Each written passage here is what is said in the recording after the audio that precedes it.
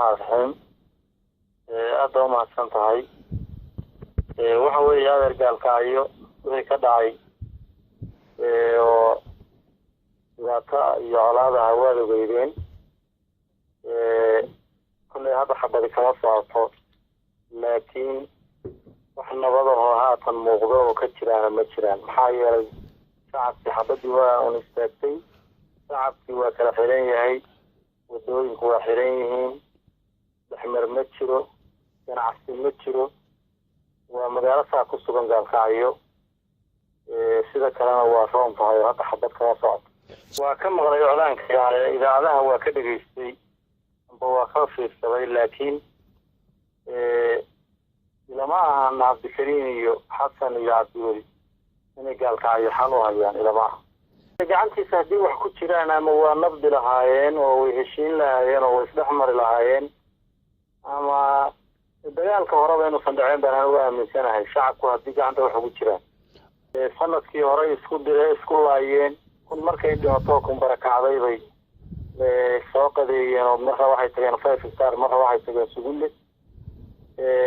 haatan bay marna ciid daarinayeen marna muxuu ahay tooy dagaal wadeen haddana xamar bay tageen waxay yidhaahdeen waxbaanu nabad ka dhigaynaa anugu rajo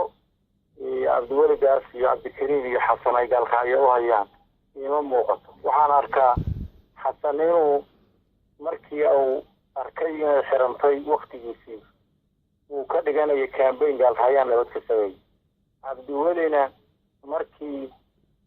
walba isagaa ku shaqaynayay mindhaaye oo danahoodii gaareen isagii cabdikariin ay rabaan inay ilaahu tooda ku khatimaanoo ay maxaan ku idhaahdaa wax ay dadka iclaamka ugu sheegeen dhagah ay samaynayaan laakiin ma arko dad gaalkacyo raba oo nabad ka raba oo wanaag ka raba inay yihiin madaxda galmudug madaxda puntland iyo kuwa dowladda federaalka maxaa yeelay cabdikariin iyo cabdiweli way isku eedeynayeen midna inuu wato dowladda federaalka midna uu wato jubbaland midna uu wato etoobiya way isku eedeynayeen boliis dowladda federaalka leedahay baa gaalkacyo nabad ka keenaya markuu cabdiweli haddana leeyahay muxuu shala u lahaa puntland bay kusoo qaaday dowladda federaalka waxaan arkaa wax ganacsi ku jira arrintaa inay tahay wax shacabka puntland dan u ah iyo wax shacabka galmudug dan u ah midna inaysan ahayn baan arkaa gaalkacyaan qabsanayaa la wareegayaa kulligeed goormuu fahmay dadka inay yihiin dad wada dhashay oo wada nool oo wada noolaan kara oo wax ka dhaxayn karaa arrinta gaalkacyo dadka degan bay u taallaa laba nin oo xamar ku shirayna uma taal mas-uuliyadeedana ma qaadi karaan annagaa isu furayna annagaa nabad ka dhigayna annagaa waxay tahay ahaanjidhay kusoo celinayna awalna wanaagii iyo mashaakil ka muuqday ka samaynay waxa aan ka xumahay oo waxa weeye adeer waxa aan ka xumahay oo aan hadda diidan oo ka hadlayaaba waxay tahay in gaalkacyo sababta wiilasha ugu dhinteen sababta wadooyinkii u xirmeen sababta dagaalka loo geliyey sababta hadda waxay ku heshiiyeen aan loo aqoon waxa aan diidanaha waxay tahay jahla-aanta maamulada gobolkaani ay dadka ku leynayaan waxa aan ka xumahay baaba taas qofkii isxumeeyey ama hadal xun yidhi isagaa yidhi annagu gaalkacyo wanaagga ilaahay dadka ka sameeyey baana wanaageediina weli sidii baan u doonaynaa wiilkuna waxaan rabnaa si aanu naqaan inuu ama u noolaado ama u dhinto macno darro inuu ku dhintana ma rabno inuu macno darro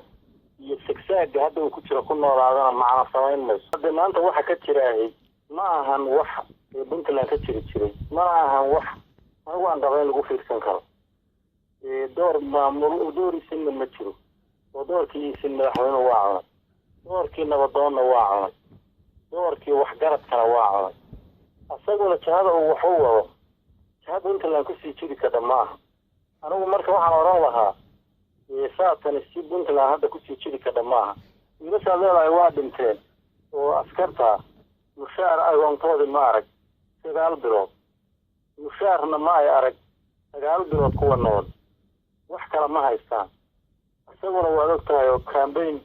noociisa aanan garanayn buu xamar ka wadaa cidda uu wadayo cidda ka wada isagaa yaqaan anigu waxaan oran lahaa puntland waxay u baahan tahay doorasho waktigeeda ka horeysa mana qaba xal in la gaarayo inta cabdiweli gaas puntland madaxweyne wajahada aan haysta inaan ka leexdo anigu waxaan aaminsanahay waxa cabdiweli waxa ay amay ka xuma madaxweynaha ayadeeda leh waxa puntland maanta ka xuna cabdiweli ayadeeda waxaan aaminsanahay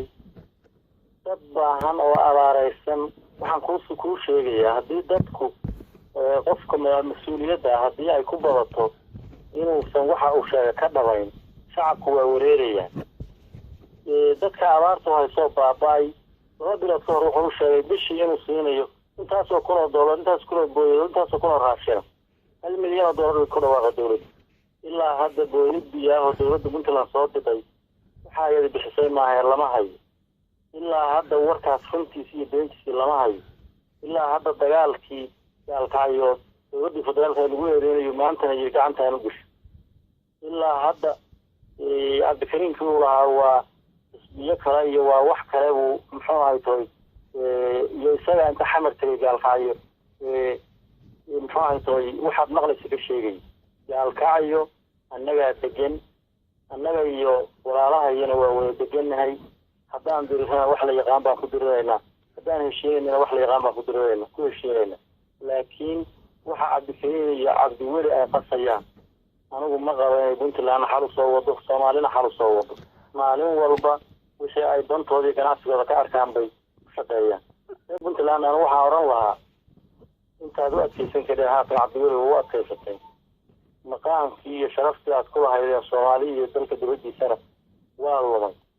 midkii dhexdiina ahaana waa lumaya waxaan oran lahaa marka anigu go-aankiina masiiriga idinku gaaro laakiin ma arko anigu madax lagu aamino masiirka puntland